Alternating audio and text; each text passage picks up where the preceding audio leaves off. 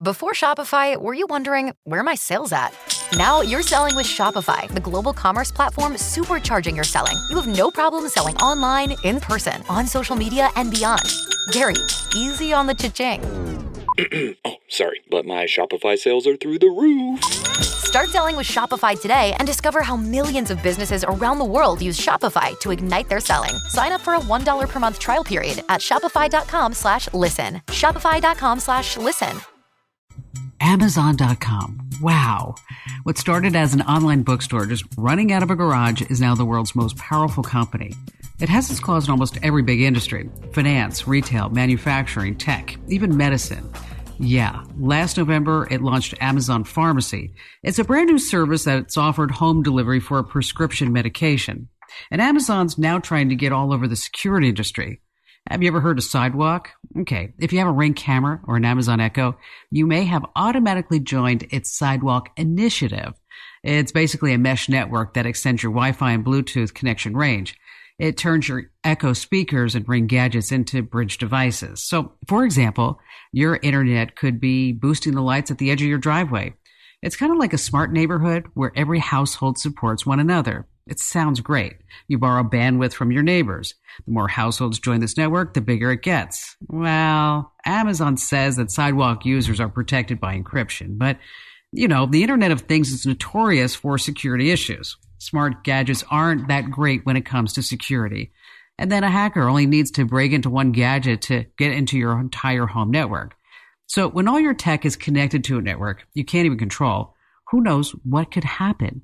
Bottom line, Amazon is everywhere. There's no escaping it. I mean, here's the perfect example. There are more Amazon Prime members than there are people in Russia. Not a joke. Get this. There are 150 million global Amazon Prime members.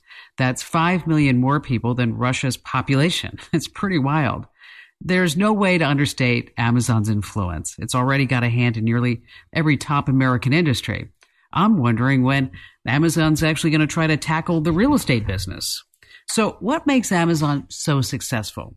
Business practices, products, marketing, insatiable hunger for every sector you can imagine? It's probably a combination of all the above. Amazon does give a lot of credit to the user experience. Of course, it wants to make buying as easy as possible. Its efforts paid off. Here's a number from FeedVisor. 89% of buyers are more likely to buy from Amazon than any other online store. And why is that? Well, here's what Forbes News has to say. Amazon has earned our trust by delivering the products we want, on time, intact, in the same branded brown boxes consistently. Yes. You know what else is consistent? Amazon's move to expand its own power. If it notices a market gaining popularity, it just pounces. Amazon's enormous eye is now into the podcast world. That's right. It started expanding its influence in January when they bought Wondery. This podcast platform has some of the most popular programs in the world, 20 million monthly listeners. It's a huge deal. So what does this mean?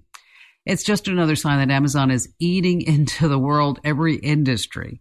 Well, that's what has so many people concerned, from e-commerce analysts to politicians. And today, we're going to speak with an Amazon expert who's watched the company rise ever higher in the global ladder. What exactly is Amazon doing? What does this mean to our future? Maybe there are some predictions about Amazon and what they're doing that can actually help us as business owners. Well, that's part of it, but what about all the data collection? What's Amazon doing with it? We've got a great podcast in store. You don't want to miss a moment. I'm Kim Komando. Stay right where you are.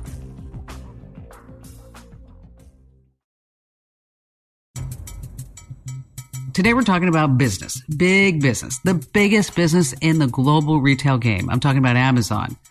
As ubiquitous as Amazon is, there's not much accountability. No one really can see exactly what Amazon's infrastructure looks like. We have to ask ourselves, is it a good idea for a company this powerful to be free of checks and balances? The controversy is red hot, and I'm sure you've seen the headline. Some lawmakers say that we need to be paying close attention to Amazon. And one of those people is Jason Boyce. He's an e-commerce veteran and an Amazon expert. Hey, welcome to the podcast, Jason. I'm here. Hi, Kim. All right. So, gosh, Amazon.com. Wow. Right. Started as a bookseller. Yeah. Every time you turn around, it seems like they're getting into something else. But Amazon impacts everyone, even if you don't have an Amazon account. Let's talk about that for just a moment. Because you have Amazon.com, you have Amazon Web Services. How else can they impact you? Oh my gosh. They have this enormous infrastructure called AWS, which is basically their cloud computing arm. They have a dominant market share in that space. So, last year, I can't remember the exact month, but there was a period where one of the regions where Amazon's cloud computing software had a bug and it went down, and it took down dozens of very well-known e-commerce and news websites. It was pretty remarkable. So, there's very few websites that the average consumer visits that are not housed on Amazon AWS. And that's just, Kim, that's just the tip of the iceberg. There's even more. Yeah, and AWS, I don't want to talk about the whole parlor issue and the control that they have, but it is interesting because a lot of people don't realize that it used to be, we're talking about a long time ago, 20 years ago, if you wanted a website, you had to have your own server, right? You had to have your own infrastructure, your own data center, your own lines, and blah, blah, blah, blah. And now basically you rent all that in a cloud, and Amazon makes more money at that than they do selling whatever you can imagine, whatever you want on Amazon.com. Do you have any idea how many different items are for sale at Amazon.com? Sure. So a couple of things. First of all, I was one of those folks, Kim, back in the early days of e-commerce where we had, 4 or 5 machines in a warehouse in LA when we were launching our first website, superduperhoops.com. So this whole idea of being able to move from there, hard machines of your own, or to a hosting facility onto the cloud where computer power becomes basically like electricity. You just turn the switch on or you turn it off when you don't need it is pretty incredible. And Amazon, is just head and shoulders above everyone else out there, including Microsoft, including Google. It's pretty incredible. Your other question about Amazon making more money from AWS, there's one cohort where Amazon makes more money than even AWS, and they like to hide it, and that is the Amazon third-party seller. So there are about 500 million products listed on Amazon.com. Only 15 million of those come from Amazon retail itself, which would be that traditional retail relationship where a brand comes up with a wholesale price, sells it to Amazon, Amazon marks it up with a relationship, traditional retail. The majority of sales, nearly 60% that go through Amazon.com, come from the third-party seller. And Amazon, Kim, makes more money in profit dollars by far from Amazon third-party sellers than they do even AWS. It's one of those sort of closely held secrets. That's fascinating to me. And I want to talk more about Amazon branded products. But first, let's keep on with the third-party sellers. Explain to me the profit model. I don't sell anything on Amazon.com. How does Amazon make money off of these third-party sellers? Is it by fees and shipping? Do they take a commission of the sales? How does that work? Yeah, there's really 3 buckets. When I first started selling on Amazon all the way back in 2003, there was one fee. We listed our products on Amazon.com. We held title of that inventory until it sold. And then when it sold, Amazon deposited into our account the sale price minus 15% of that sale. So that's the seller fee or the sales commission, if you will, that Amazon used to charge. And that in the good old days, Kim, I'm dating myself here. I was doing this back in 2003. That was the only fee. Fast forward, 5 to 8 years, Amazon launches a program called FBA, Fulfillment by Amazon, where Amazon then offered sellers to be their fulfillment house. And there's tremendous benefits from sending your inventory to Amazon to let them be your warehouse. Sure. That's just a major hassle. We did do a little bit of that. And now I'm going to date myself, is that back in the early 2000s, we used to sell laptops and tablets and things like that. Komando branded dash cams, and it was really kind of a sweet little business until I decided that we just couldn't compete against Amazon.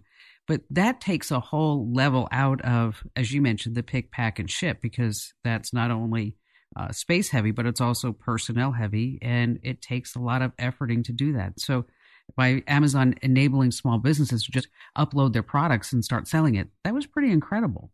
Oh, and you know what? That's their moat. The Prime membership, followed by FBA, is how they separated themselves from the rest of the online marketplaces. And one of the reasons why they launched FBA to sellers is they noticed when they onboarded a new seller, they had tremendous growth in the beginning, and then at some point they plateaued. When they dug a little deeper among a group of sellers, they realized that these small sellers were having trouble ramping up their warehouses. You did this, Kim. You know how much of a pain in the neck it is.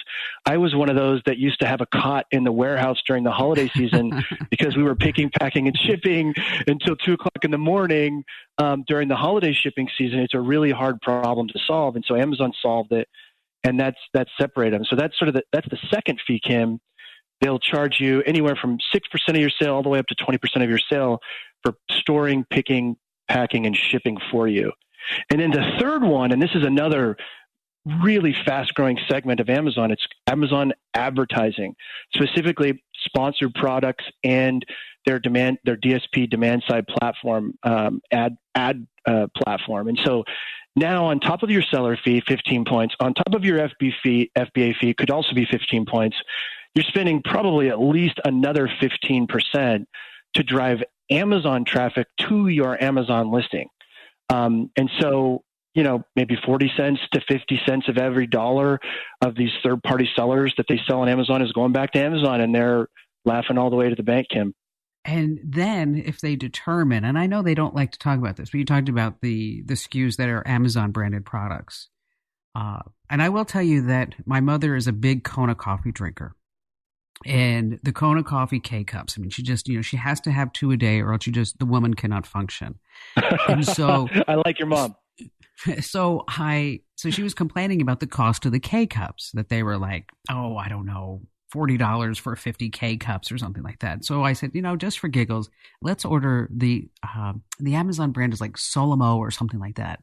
Yep. Solimo. And let's Solimo. I said, let's order those K-cups because it was like $15 for 50.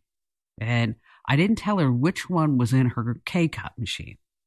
And so she says, oh, wow, this is great coffee, Kim. Thank you so much for making this coffee. I love this coffee. What is it? And I'm like, it's Kona Coffee, the Amazon brand. She's like, it is better than the Hawaiian coffee that comes out. Now, I have heard, and it would make sense to me because of all the data tracking, which I want to get into extensively with you, but as they are looking at products that people are buying a lot of, it seems that all of a sudden now we have Amazon branded staplers and trash bags and trash cans and anything else that you can imagine that a lot of people are buying. What's your take on that? Well, first of all, I understand it, and you're absolutely right. Amazon has hundreds of private label brands now that go far beyond Solimo, go far beyond Amazon Basics brand, which was their first one with their batteries, right? Batteries was the one that was a really big seller initially. I understand why Amazon would want to do this. They're very focused on low prices. They think by having their own brand, they can offer a lower price. My problem with it, Kim, is it's an unlevel playing field. Amazon wouldn't be what it is today without the hard work, capital, product knowledge, et cetera, of the third-party seller. And they're taking that data that the third-party seller is offering on its platform, and they're turning that into products where they have an unfair pricing advantage. Because when Amazon sells its direct, they're not paying for those ads we talked about. Sure, they have some cost in terms of FBA fees, but they don't have to pay themselves that seller fee either. So they have almost a 20 or 30% pricing advantage against third-party sellers, and that's what I have a problem with.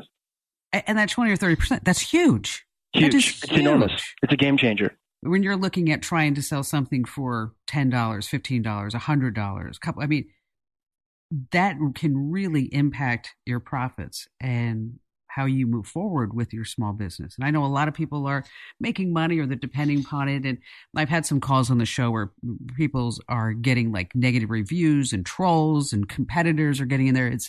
It can be a nasty marketplace. It can be very, very difficult. Oh yeah. And it's the jungle. It is a jungle. It's the jungle, Kim. The Amazon jungle. You know what? I've been to the Amazon jungle. Have you been to the Amazon? I mean, the real jungle. Have you been there? No, just the digital one only, Kim. I haven't had the pleasure. Well, let me tell you, the Amazon jungle, I'll tell you a quick story. Okay. So I'm down there with my son. Okay. And I think he was 13, 14 years old at that time. And so I'm like, you know what? We need to like go see things. We need to like really experience the Amazon because we're on this boat. We're going down. We actually, fished for piranha. It was really fascinating. Went to a school and we delivered them candies. And obviously it's totally different culture. So I take the tour guide aside and I gave him like $20. And I said, listen, I want to really see the real Amazon. I don't want to see like the Amazon where you're taking tourists. I want to see like the real Amazon. Now, keep in mind, the boat that I'm on in the Amazon is all guarded with police because of pirates and things that happen on the Amazon. So he says, are you sure you want to see the real Amazon? I said, yeah. And he's like, okay, so tomorrow morning at 8 a.m., you and Ian come meet me here at the steps of the little boat, the raft, and we'll take it someplace. I said, okay. So we get down there. Now, the Amazon's filthy. So you have to imagine this, Jason, that they put you in all this gear. Okay. Boots up to your thighs because you really can't touch the water in the Amazon or else you'll get sick. So we get on this little raft and we go buzzing around 10 minutes from the boat. And we get off the boat and there's a group of villagers that are standing there. And they're welcoming us like, oh, hello, how are you? But they don't speak English. They speak whatever they speak in Amazon. And this woman is looking at me and she's shaking her head and she's like has her hands in prayer and she's bobbing her head up and down and she's speaking like, and I don't have any words what she's saying, but she's smiling at me and speaking. So, of course, my natural inclination is to smile back, right? I mean, you're going to like say hello. And then the tour guide starts laughing. And I look at him and I said, what? He says, well, I think we need to go. And I said, why? We're having such a great time. He says, well, she is in charge of the tribe. And she is saying to everybody here that you're very beautiful and you're very lovely. And you're also very muscular and you would probably be very tasty. Kim, that is... There's a lot of parallels when I talk to small business sellers when they try to launch on Amazon to that story that you just gave right there. That is amazing. Well, when we come back, we're going to talk more about Amazon and data gathering and all the other things that are happening behind the scenes at Amazon. So stay right where you are because we have to say thank you to a few of our partners who help make this podcast possible.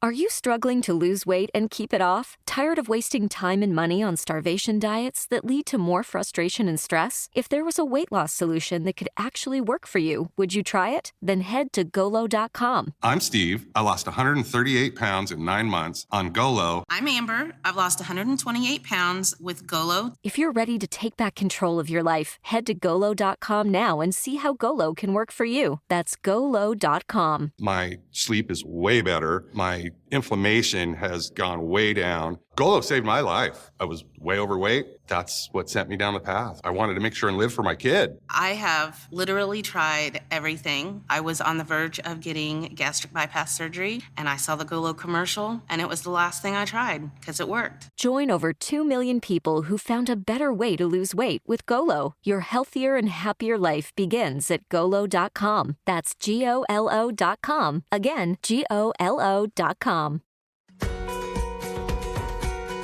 We're speaking with Jason Boyce. He's an internet e-commerce veteran and really, truly an expert about Amazon and not afraid to talk about the dirty little secrets. Let's talk more about Amazon as far as data collection as a company. I don't think a lot of people realize how far those tentacles go. Where would you start? Yeah, look, there was an amazing report released by Ghostery. Ghostery has a Chrome extension that helps consumers track who's tracking them. And I think they looked at something like 1 billion clicks of traffic. And they released this report at the end of 2020 that showed very clearly that Amazon is now collecting more data than Facebook. Google by far collects more than anyone else. Amazon was at about a 30% range, and Facebook was at the 27% range. I almost fell out of my chair, but it makes perfect sense. Not only have they swallowed the majority of the market share in the internet e-commerce physical goods space, but now they're also eating up a bigger and bigger share of the internet in general. Wow. That is something. And you can turn off the tracking on Amazon. And we've talked about it also on the show and also on the site, that a lot of people don't realize that they even have a public profile on Amazon. And you have to get rid of that. It's kind of like a social media profile. I mean, it has your wish lists and your likes. And it's interesting to me that when we start talking about data collection, that it goes beyond just the site itself. Speak to it as far as data collection, Jason, with the Amazon Echo devices. Oh, sure. So, I mean, they're a fascinating device. And then there's another creepy device, the Halo band that they just came out with. That goes around your wrist. Have you talked about that one on your show yet, Kim? It's creepy. Oh, yeah. The Halo is, oh my gosh. The Halo will tell you when you're not being nice to your spouse. It'll remind you to talk nice. And what is the Amazon product where they want you? Is that the product where they want you to take a picture of yourself in your underwear too? Oh yeah, so that's the made to order T-shirt product where you lay your phone down on the ground, you take basically a naked picture of yourself so it can scan your body. But this is also actually I'm talking about two separate things here, Kim. The first one is just that Halo. They want you to take basically a naked picture of your body so they can track your body fat and your fitness, which is creepy in itself. But they're taking that now, and you can buy a custom-made T-shirt by using similar technology where they're taking that same naked snapshot of you so that they can make you and turn around in a very quick amount of time, like less than 10 days, 7 to 10 days, a custom-made T-shirt. So this is sort of all part of them laying the foundation for future growth. And one of the hot areas of future growth for Amazon is the health space. You know, Bezos has famously said, your margin is my opportunity, and he sees huge problems in the healthcare space.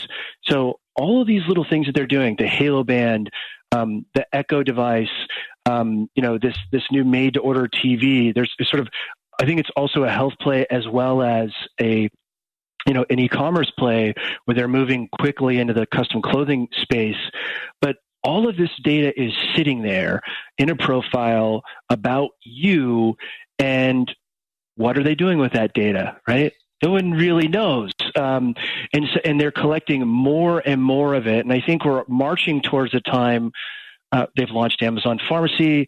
They've, of course, acquired PillPack a couple of years ago. They purposefully separated from the Warren Buffett and Jamie Dimon group recently, where they were combining to make a healthcare space. All of that is leading to the point where you can wake up in the morning and say, Alexa, I have a sore throat. What should I do? Yes.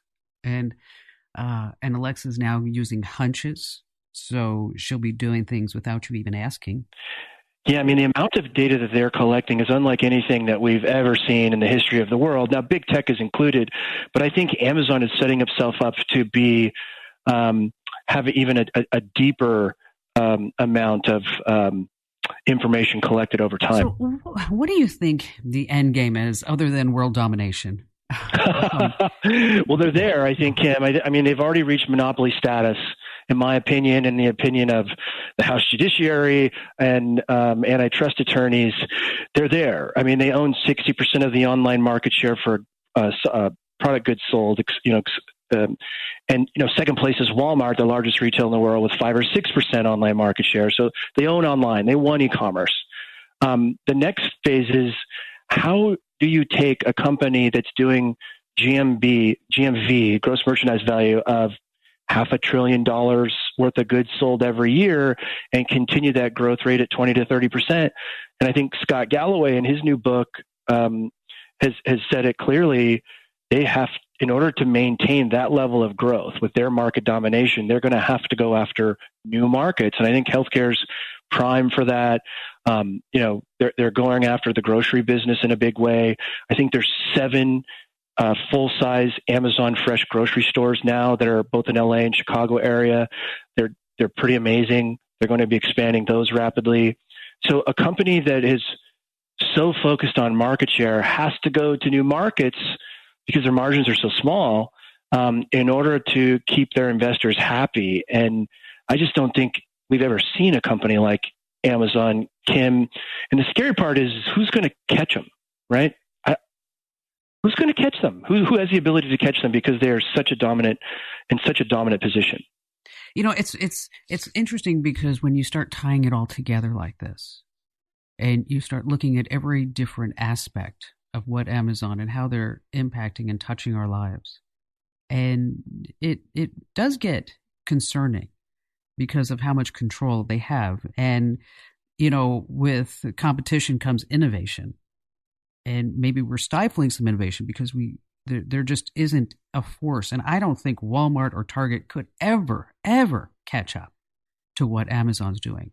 Because they're working on things way behind the scenes. I bet you they're working on stuff, which I'd like to get to after we take this break, about your predictions for the future. Where do we see Amazon going? Because we have to take just a few moments now to say a special thank you to our podcast partners because they help pay the bills. Shopify helps you sell at every stage of your business. Like that, let's put it online and see what happens stage. And the site is live. That we opened a store and need a fast checkout stage.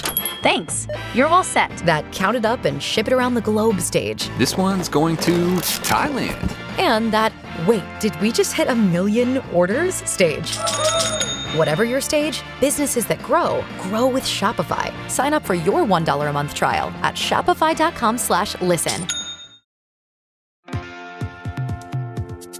I'm speaking with Jason Boyce. He's an e-commerce expert. And Jason, what's the title of your book? The Amazon Jungle. Oh, it is a jungle. It is absolutely a jungle. And so really great things that you've been passing along and sharing your know-how with us about how Amazon is building this, you know, I say world domination jokingly, tongue-in-cheek, but, you know, they're not pinky anymore. So where do you see the future of Amazon going? Give us one solid prediction that you have right now. Oh my gosh, Kim, there's so many predictions. Let's say, you know, I want to talk about two if I could squeeze them in. One is supply chain. Amazon this holiday just did something that will be talked about in MBA programs for the next 30 years. Their 500,000 delivery drivers somehow managed during peak COVID to perform sort of a Christmas and Hanukkah miracle. And, you know, they now have more drivers than UPS and USPS combined delivering packages to customers' door. And that kind of snuck up on everyone, just like they did with AWS. And so I believe that Amazon will continue to dominate. They have their own Air Force. They have their own fleet of ships. They have a growing number of trucks. But if we fast forward to like 5 to 10 years, Amazon just purchased 100,000 Rivian electric vehicle vans. Fast forward to self-driving vans where the van comes up to your curb, stops at your curb, the door slides open, and a robot jumps out of the car and delivers your package to your doorstep and then goes back. Or self-driving sort of semi-trucks that show up in your neighborhood and the top of the trailer pops open and, you know, these sort of these UAVs pop out and they start dropping packages at your doorstep. So these are some things that, you know, Amazon is leading the charge in this post-industrial sort of culture that we're moving into rapidly, and it's creating all sorts of sort of cultural problems. But they're in a dominant position across multiple categories. Supply chain's one of them. E-commerce we talked about, and then moving, of course, into this area where your Alexa device becomes your new doctor on some level. I mean, there's some really sort of science fiction stuff in here, but these are all things that I have no doubt they're moving quickly and will take a market lead in. And this sounds far-fetched, and I bet you some people right now, Jason, they're thinking like, really, like like a semi is going to pull in my neighborhood and UAVs are going to be like dropping off my vitamins for me. Yeah. Yes. And it's in testing phases. Yeah. I also think that at some point we're just going to get boxes of stuff it's just delivered to us. I mean, it's just there. And you open the box and you're like, oh yeah, I was running out of vitamin D. I'm so glad that you sent that. I'm not talking about subscribe and save. I'm talking about more, even if now we have a change in climate. Oh, I bet you, gosh, Jason, you bought a vest 3 years ago. It's probably old. Let's get you a new down vest because it's going to be snowing here in a couple of weeks. So we'll have predictive patterns. And this is already happening in places like Tokyo, where there are stores where they automatically just deliver you clothes and then you take what you want and then you leave.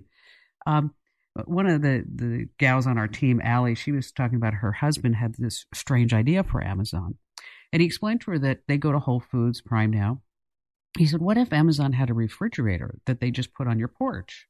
And every 2 weeks, they just load it up with whatever you want. And she said she laughed at him, but then she thought to herself, that actually wouldn't be a bad idea. But how convenient would that be? I would sign up for that likely tomorrow if it became available because I hate going to the grocery store. But yeah, I mean, Amazon is already dabbling in things like, having delivery drivers put something in your trunk, having delivery drivers have access to your front door or to your garage. Of course, these things are going to happen. And of course, they're in advanced development. At Amazon, they're really, really good about keeping these things secret until they're ready to launch. And they will quietly launch these things in beta mode without anybody knowing. And then before you know it, they're like AWS where they own, 30, 40% of the market share. And everyone's like, how did that happen? But they are absolutely working on the next 10 years, the next 5 years, the next 20 years. And it's all coming, Kim. It's all coming. And, I mentioned these are going to create some problems that we all have to grapple with as a society. What happens to those 500,000 drivers that just got replaced? What happens to all those clerks at the grocery store that have been replaced by cameras and automation, right?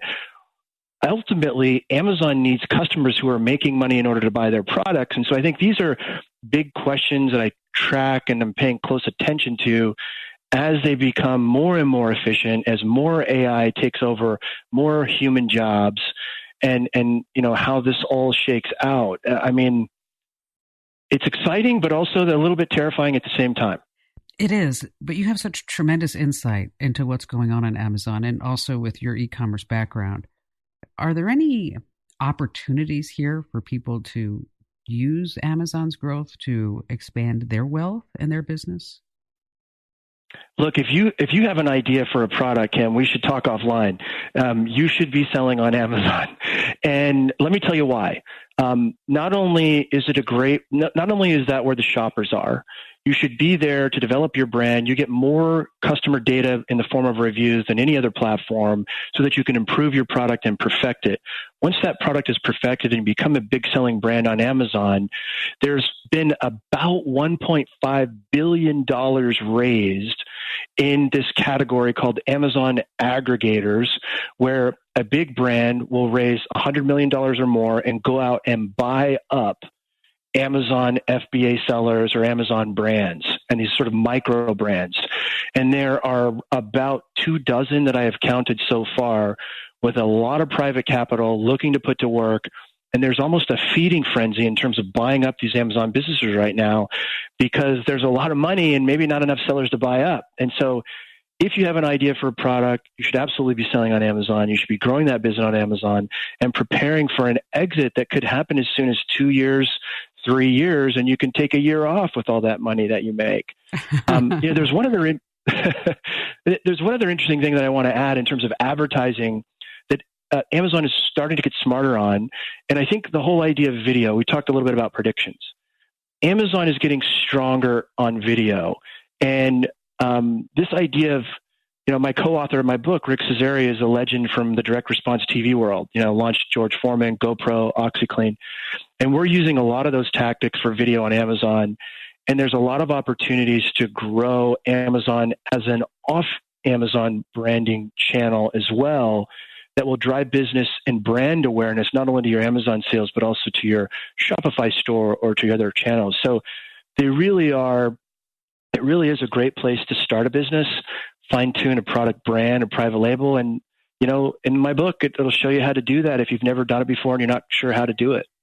Gosh, we could talk all day, Jason, but we can't. So this is the part of the podcast where you could just pitch the heck out of your book right now. What do you think?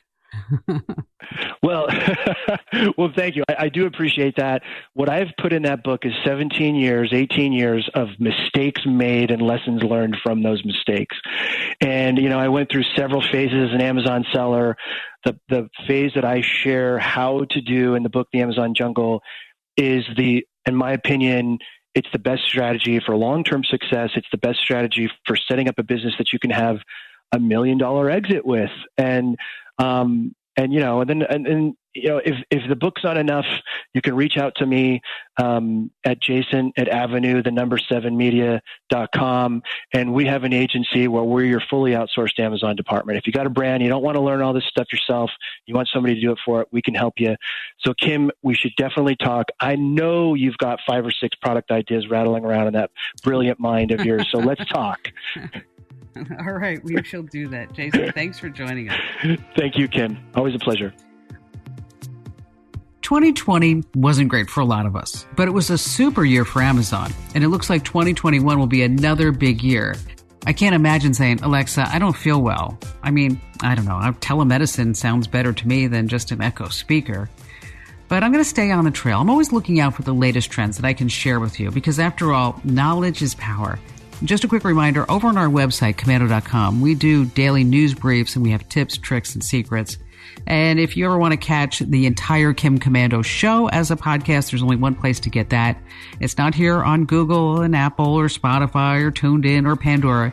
The only place to get the entire 3-hour Kim Komando show, national radio show, commercial free, by the way, is over at getkim.com. You get a 30-day free trial, by the way. After that, it's just a few bucks a month. Hey, gotta help us pay the bills. We're a small business. Hey, special thank you goes out to Jason Boyce for coming on the show today, telling us all about Amazon. And a big thank you goes out to our amazing tech director and producer, Mike James. Thank you, Mike, for everything that you do. And also a great shout out to Serena O'Sullivan. She's our producer, writer, and reporter. And of course, I've saved the best for last. Thank you for listening. I couldn't do it without you guys and gals. And if you like this episode, leave a fabulous 5-star review over wherever you get your podcasts, because that'll help more people find our podcast. And the more people that listen, the better off we all are. And once again, thanks for listening. I'm Kim Komando, and I'll see you on the radio.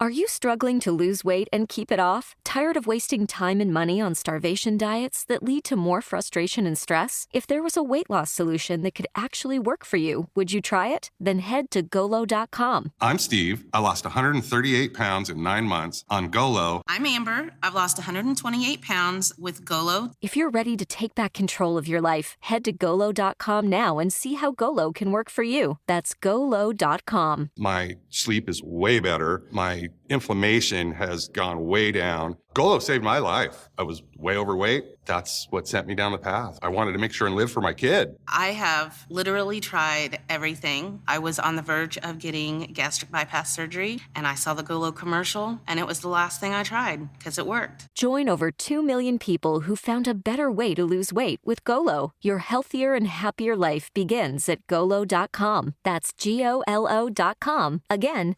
Golo.com.